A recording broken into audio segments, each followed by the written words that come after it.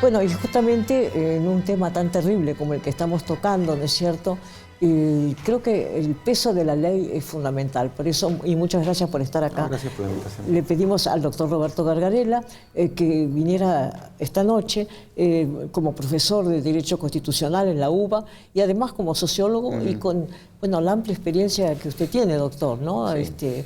Uno no puede creer cuando escuchamos recién a las madres del dolor que esto ya es una cosa de todos los días, ¿no? Sí, hablábamos que son madres también del coraje, en el sentido de poder ponerse de pie después del nivel de desgracia que han sufrido y tener el coraje, la valentía de hacer lo que yo creo que es debido. Ellas tienen razón en decir, hacemos más de la cuenta y vamos a las cárceles a hablar aún con personas que pueden haber estado involucrados en hechos de violencia, pero yo creo que eso es realmente es un gesto muy digno, ¿no? De ir a hablar aún con, digamos, personas que han cometido faltas muy graves, ¿no? Es una tremenda muestra de coraje y dignidad, ¿no?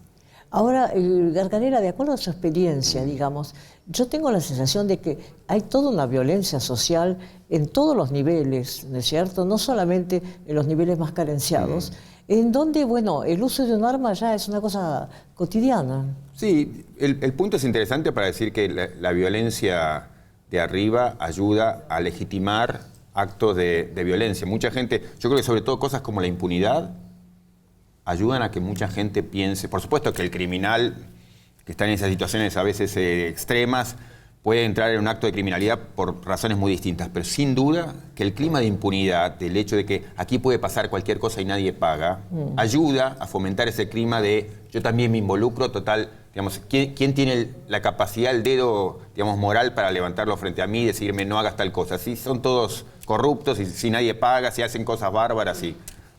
Bueno, entonces el clima de impunidad que ha imperado en Argentina en las últimas décadas, yo creo que ha ayudado a reforzar esa sensación de degradación moral donde nada importa. Entonces, por eso es que el ejemplo que se pueda dar de arriba, el buen ejemplo o el mal ejemplo, impactan mucho, yo entiendo, ¿no? No, y después me parece que el tema de la droga, que bueno, digamos es en los últimos 20 años un tema así candente, no es ajeno a esta violencia. Mire, toca también otro tema importantísimo y que tiene mucho que ver con el tema del financiamiento de la política.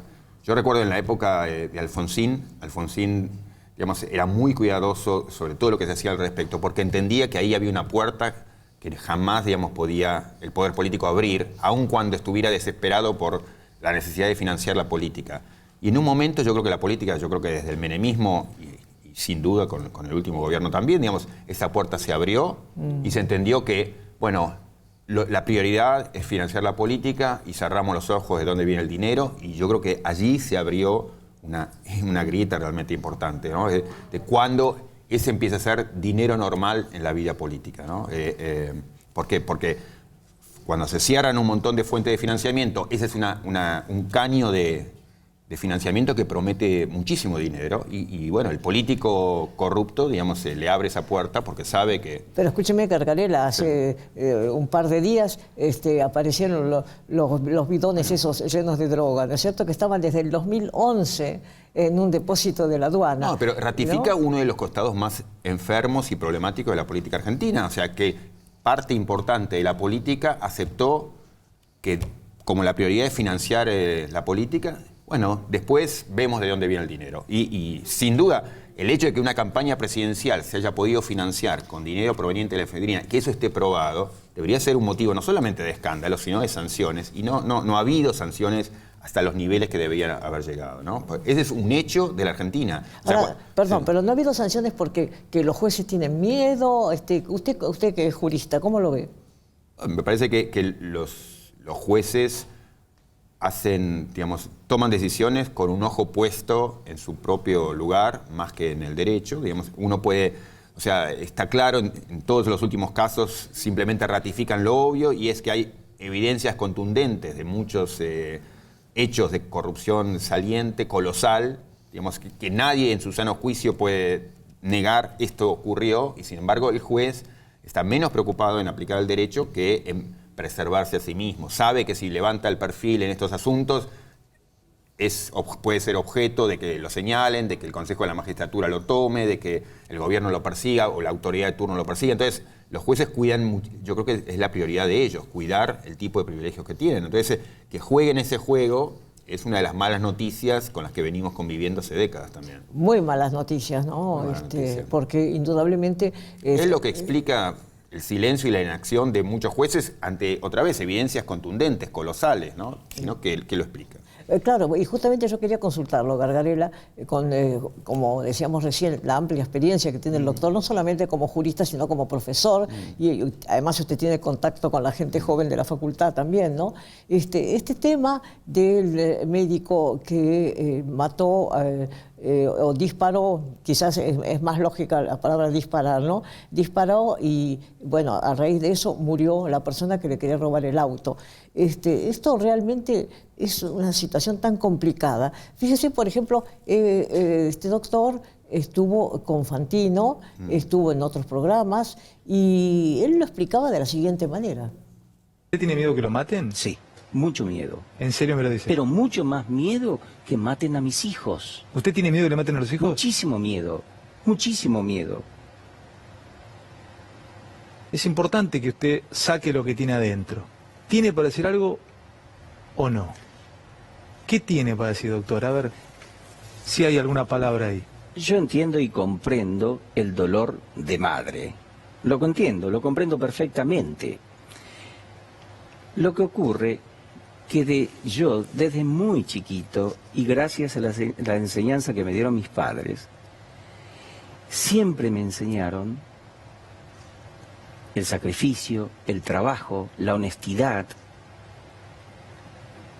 Y lo que veo que del otro lado no hablan nunca de eso, sino simplemente permanentemente de agresiones. ¿No acepta las disculpas? No. ¿Por? ¿Por qué no? ¿Por qué no? Él podía haber evitado todo. Si es un médico dador de vida, que él dice que viene abajo, yo también vengo de abajo. Si él supuestamente está golpeado, ¿por qué como mejor fiscal no se metió dentro de su casa y resguardó su vida? ¿De qué lo acusa el médico? ¿De fusilarlo? ¿Fusilarlo?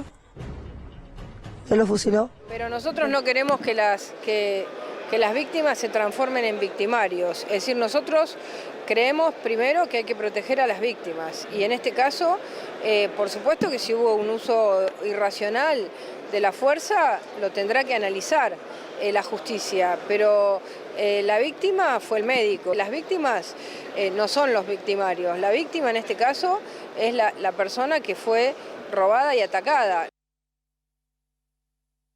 Es complicado porque cuando la mamá del muchacho muerto está ahí con Mauro Viale, ¿no? Bueno, ella no tiene ninguna duda. El médico, bueno, defiende su posición.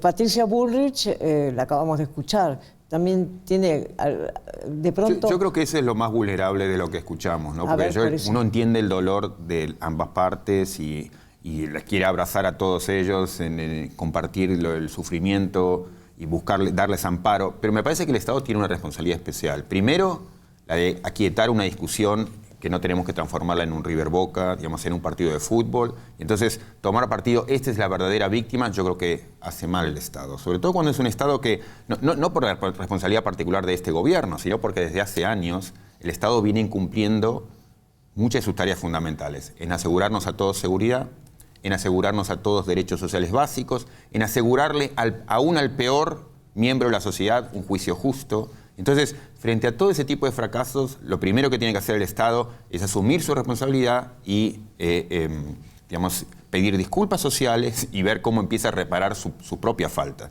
Este gobierno es parte, digamos, de una administración que lleva años que viene haciendo las cosas mal. Entonces, que lo primero que hace el gobierno hoy es levantar el dedo y decir, esta es la verdadera víctima, esta no, es empezar a tomar partido, transformar la cuestión en un juego de héroes y villanos que no se corresponde pensar una situación tan dramática en términos de un partido de fútbol. Este es el verdadero victimario, esta es la verdadera víctima.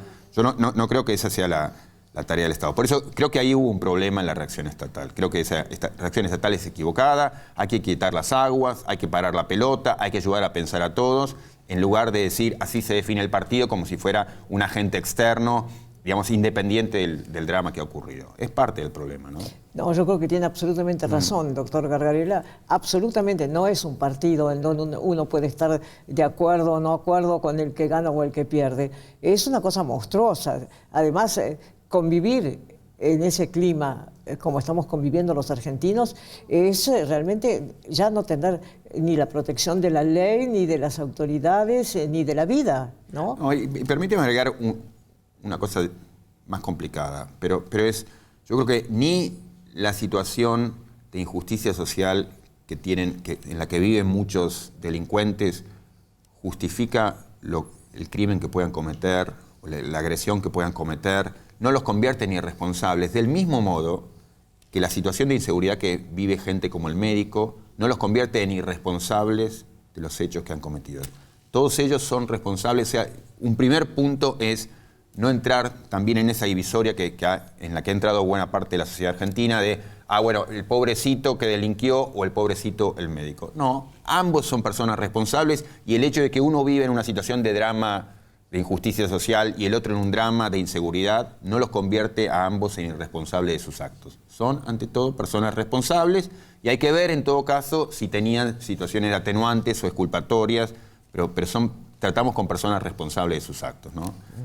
Entonces, no trivializar la discusión diciendo pobrecito el delincuente que viene de una familia pobre o pobrecito el médico, digamos, que simplemente, digamos, fue agredido. Ha habido allí hechos graves de ambas partes y hay que hacer a esas personas, en la medida de lo posible, responsables de lo que han hecho, ¿no? Sí, estoy totalmente de acuerdo con usted, Gargarella. Pero además, lo que creo que hay que destacar también es que la sociedad en la que estamos viviendo está conformada en forma tal que permite que estemos de pronto, no voy a decir poniendo los pestillos de la balanza, ¿no? Pero buscando cuál es la respuesta, ¿no? Totalmente, pero yo creo que en ámbitos como este, en espacios donde se pueda pensar un minuto, aunque sea, no hay que contribuir, y por eso creo que hacemos lo que corresponde que hagamos, que es no contribuir a transformar una discusión que es dramática para todos en una discusión de partido de fútbol, ¿no? De River Boca, blanco y negro, etcétera, ¿no? No, y después hay una cosa, ¿no es cierto?, que es la violencia digamos, en el siglo XXI ha tomado, yo diría casi desde las torres, ¿no? Un nivel mundial, ¿no? Más allá de lo político, es decir, que cosas que parecían imposibles, que dos aviones se atraviesen dos rascacielos y se mueran miles de personas. Yo creo que tenemos un tipo de violencia diferente que es por razones diferentes también muy preocupante. A mí me parece inconcebible respecto de la Argentina que yo viví, el hecho de que agresores pueden entrar en la casa de un par de jubilados y golpearlos. Ese tipo de cosas me resultan simplemente inconcebibles y irreconocibles respecto del país que yo conocí, en el sentido de hay ciertos límites que aún en una situación de desesperación nadie atraviesa. Entonces, el hecho de que hayamos normalizado ese nivel de agresiones son cosas que me sacuden, digamos, me hacen pensar en qué es lo que ha permitido que lleguemos a este tipo de situación, ¿no? Sí, porque yo recién mencionaba las torres, que es un ejemplo internacional, pero es un mundo en donde la vida no tiene más que un valor muy relativo. No, me interesaba decir esto, que ese tipo de violencia, digamos así, entre comillas, terrorista, que ha acosado a los Estados Unidos o a Francia, etcétera, es gravísima, es novedoso, pero yo creo que nosotros convivimos con otros niveles de violencia distintos a esos y, digamos, igualmente serios, graves, angustiantes, ¿no? En otro nivel, que es esto, es la normalización de la agresión de unos contra otros, ¿no? Sí, es un tema como para seguir toda la noche, pero realmente uno de pronto dice, ¿será posible que cambió tanto la existencia nuestra que el hecho de a la noche cerrar la puerta con llave, que era un gesto casi ritual, ¿no es cierto?, se ha convertido simplemente en, bueno, una de las tantas medidas que hay que tomar, ¿no? Sí, es uno de los fracasos importantes que viene teniendo el Estado, o sea, no podemos en nuestro vivir diario desarrollarnos, desempeñarnos tranquilamente. No, estamos angustiados, digamos, en guardia, alguien nos llama de atrás y estamos asustados en vez de pensar, qué bueno, alguien nos pide una mano, le vamos a dar una mano. No, nos morimos de miedo, ¿no? Dios mío, bueno, gracias Gargarella, muy amable, sí, efectivamente. Hemos entrado en, como muy bien decía el doctor, en una era en donde el miedo es un compañero cotidiano. Es así.